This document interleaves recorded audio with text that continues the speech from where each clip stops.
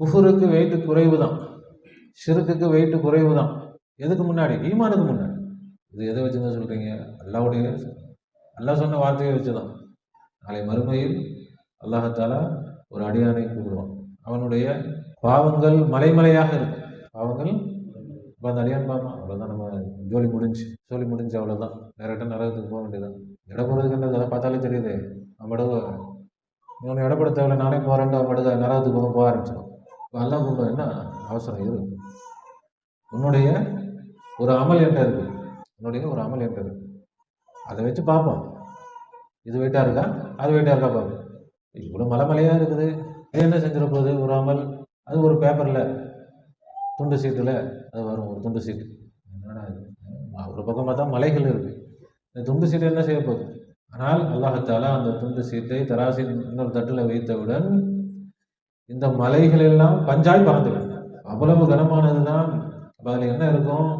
லா இலாஹ இல்லல்லாஹ். அவ்வளவு கனமானது தான் இந்த கலிமா. அதைத்தான் சேகுமார்கள் சொல்லித்தராங்க.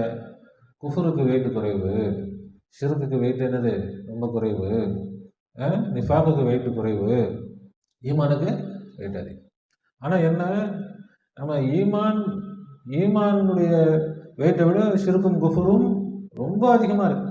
அதனால இந்த ஈமானால் அந்த ஷிர்க்கை என்ன செய்ய முடியல, மிகைக்க முடியல. இப்போ என்ன செய்யணும்? நம்ம ஈமானை அதிகப்படுத்தணும். ஈமானை எப்படி அதிகப்படுத்துறது?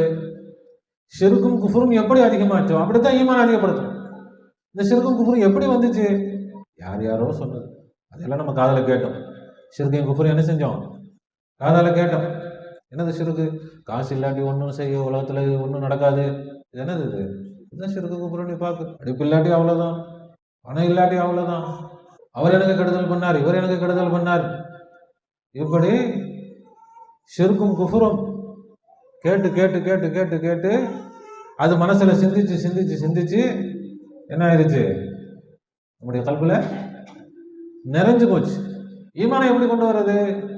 கேட்பதன் மூலமாக. அதுக்காக தான் ஷேகுமார்கள் மஜ்லிஸ்க்கு எதுக்கு வரும்?